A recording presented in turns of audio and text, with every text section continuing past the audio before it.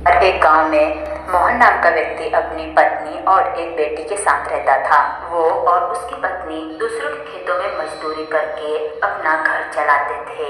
इस प्रकार से मोहन और उसका परिवार बहुत ही गरीबी की स्थिति में अपना जीवन व्यतीत कर रहे थे। कभी उनके पास खाने के लिए पैसे रहते तो कभी नहीं। इस प्रकार से कभी मोहन के घर पे खाना बनता तो कभी नहीं बनता था।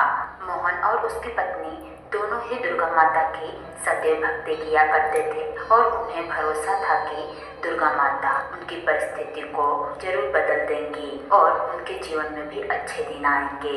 एक दिन जैसे ही मजदूरी का कार्य करके मोहन और उसकी पत्नी अपने घर पे वापस आ रहे थे तो रास्ते में उन्हें एक छोटी सी बच्ची रोते हुए दिखाई दी। जैसे ही मोहन और उसकी पत्नी उस बच्ची के पास गए तो वह बच्ची रोते हुए उनसे कहने लगी कि मैंने पिछले 2 दिनों से कुछ भी नहीं खाया है, आप मुझे कुछ खाने को दे दीजिए और मुझे अपने साथ अपने घर लेकर चलिए। छोटी सी बच्ची की यह मासूम भरी बातें सुनकर मोहन और उसकी पत्नी उससे पूछने लगे कि तुम्हारे माता पिता कहाँ पे हैं। तब वह बच्ची बोली कि मैं अनाथ हूँ। मोहन ने जब इस बच्ची का नाम पूछा तो उसने अपना नाम दुर्गा बताया। मोहन को इस छोटी सी बच्ची बहुत ही ज्यादा दया आया और वह उसे अपने घर पे ले जाने के लिए सोचने लगा। परंतु उसी समय मोहन की पत्नी ने उससे कहा कि हमारा गुजारा तो इतने कम पैसे में नहीं हो पाता है, हम इस छोटी सी बच्ची को क्या खिलाएंगे।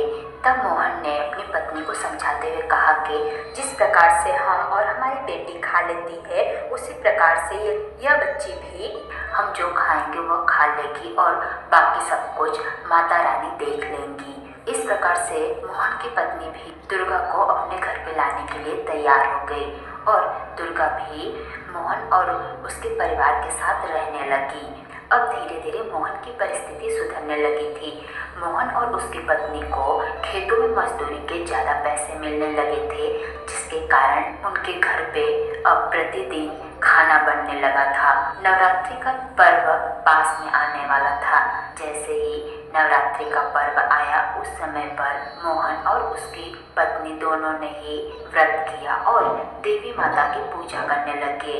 इस प्रकार से नवरात्रि के कुछ दिन बीतने के बाद एक दिन जब मोहन और उसकी पत्नी सुबह उठकर देखे तो उन्हें कहीं पर भी दुर्गा नहीं दिखाई दी।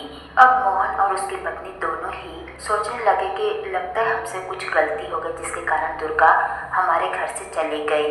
परंतु इतने में ही माँ दुर्गा मोहन और उसकी पत्नी के सामने प्रकट हुई और उनसे कहने लगी कि वह छोटी सी बच्ची दुर्गा और कोई नहीं परंतु मैं ही थी।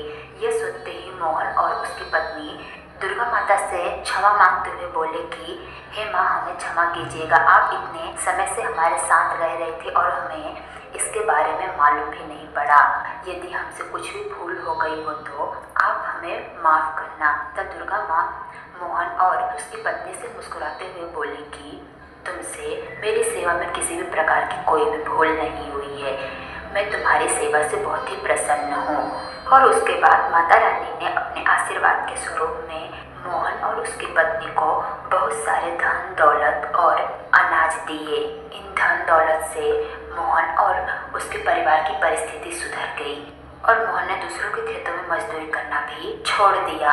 इस प्रकार से माता रानी की कृपा से मोहन और उसके परिवार के जीवन में खुशियाँ आ गई और वो अपना एक अच्छा जीवन व्यतीत करने लगे।